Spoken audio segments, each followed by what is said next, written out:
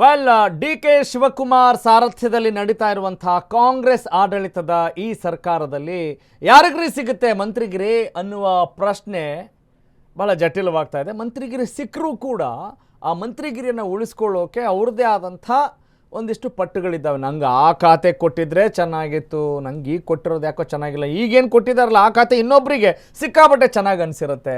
ಅಂದರೆ ಈ ತುಂಬ ದೊಡ್ಡದಾಗಿ ಸಿಕ್ಕಾಪಟ್ಟೆ ಹುಟ್ಟಿದಾಗಿಂದ ಶ್ರೀಮಂತಿಕೆಯಿಂದ ಬಂದವರಿಗೆ ಈ ಬಡತನದ ಬೆಲೆ ಗೊತ್ತಾಗಲ್ಲಂತೆ. ತಿನ್ನೋಕೆ ಅನ್ನ ಇಲ್ಲ ಅಂತ ಎಷ್ಟು ಕಷ್ಟಪಡ್ತಿರ್ತಾರಲ್ಲ, ಹಾಗೆ ಏನಾದರೂ ಶಾಸಕರಾಗಬೇಕು, ಮಂತ್ರಿಗಿರಿ ಮಾಡ್ಕೊಳ್ಬೇಕು ಅಥವಾ ಜನರ ಸೇವೆ ಮಾಡಬೇಕು ಅಂದ್ಕೊಳ್ಳೋರಿಗೆ ಇವ್ರನ್ನೆಲ್ಲ ನೋಡಿದ್ರೆ ಏನು ಅನಿಸ್ಬೋದು, ಅಪ್ಪ ಹಿಂಗೂ ಇರುತ್ತಾ ಅಂತ ಅನಿಸುತ್ತೆ. Yes, let's have a look.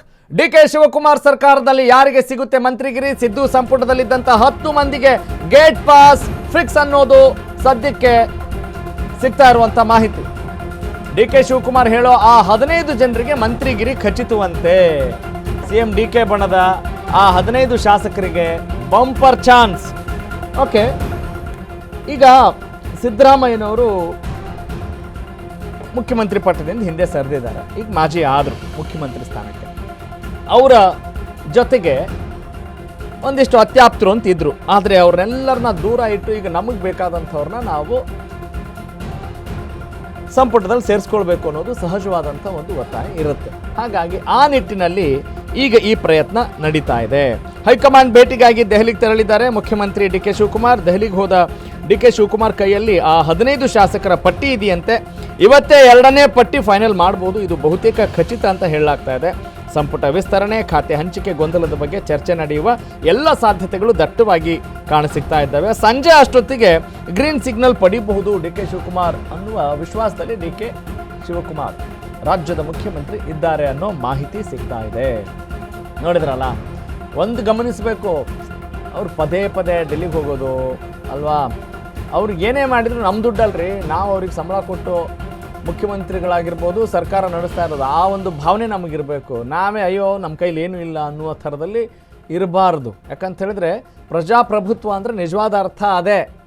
ಪ್ರಜೆಗಳು ನಾವೆಲ್ಲ ಓಟ್ ಹಾಕಿರೋದ್ರಿಂದನೇ ಅವರು ಆ ಸ್ಥಾನದಲ್ಲಿರೋದು. ಆದರೆ ಹೆಂಗಿದೆ, ಅಯ್ಯೋ ಅದಕ್ಕೂ ಇದಕ್ಕೂ ಸಂಬಂಧವೇ ಇಲ್ಲ ಅನ್ನೋ ಥರದಲ್ಲಿ ನಾವು ಮರೆತುಬಿಟ್ಟು ರಾಜಪ್ರಭುತ್ವ, ಅವರು ಹಣ್ಣು ಹಾಕಿದ್ರು ಇಸ್ಕೊತೀವಿ, ಹಾರ ಹಾಕಿದ್ರು ಇಸ್ಕೊಳ್ತೀವಿ, ಅವ್ರು ತಿಂದ್ವಿ, ಏನು ಮಾಡಿದ್ರು ಓಕೆ ನಮ್ಮವ್ರು ಮಾಡಿದ್ರು ಅನ್ನೋ ಆ ಒಂದು ಗುಲಾಮಗಿರಿಯಲ್ಲಿ ನಾವೆಲ್ಲ ಇದ್ದೀವ ಅನ್ನುವ ಪ್ರಶ್ನೆಯನ್ನು ಮಾಡ್ಕೊಳ್ತಾ ಎಲ್ಲ ಸುದ್ದಿನ ನಾವು ನೋಡ್ತಾ ಹೋಗೋಣ ವೀಕ್ಷಕರೇ.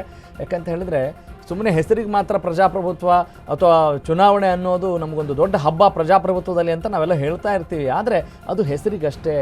ಏನ್ರಿ ಮಾಡ್ತಾರೆ, ಆಯಿತು ಇವರಿಗೆಲ್ಲ ಆ ಖಾತೆ ಈ ಖಾತೆ ಸಿಕ್ತು ಏನೋ ಚರ್ಚೆ ಮಾಡ್ತಾರೆ, ಬಂದು ಏನೇನು ಮಾಡ್ತಾರೆ? ಏನಾದರೂ ಟ್ರಾನ್ಸ್ಪರೆನ್ಸಿ ಇರುತ್ತಾ? ಅಥವಾ ನಮಗಿಂತ ಕೆಲಸಗಳಾಗಿದ್ದಾವೆ ಆಗಿಲ್ಲ, ಏನಾದರೂ ಅದಕ್ಕೆ ಅಕೌಂಟಬಿಲಿಟಿ ಇದೆಯಾ? ಏನಿಲ್ಲ. ಇದನ್ನು ನಾವು ಚಿಂತನೆ ಮಾಡುವ ದೃಷ್ಟಿಯಲ್ಲಿ ನಾವು ಪದೇ ಪದೇ ಈ ವಿಚಾರಗಳನ್ನು ನಾವು ಚರ್ಚೆ ಮಾಡ್ತಾ ಇರಬೇಕು ಮತ್ತು ನಾವು ಪ್ರಬುದ್ಧರಾಗ್ತಾ ಹೋಗಬೇಕು. ಹೌದು, ಏನು ನಡೀತಾ ಇದೆ, ವಾಟ್ ಈಸ್ ಹ್ಯಾಪ್ನಿಂಗ್ ಅನ್ನುವ ಕ್ಲಾರಿಟಿ ಇರಬೇಕು.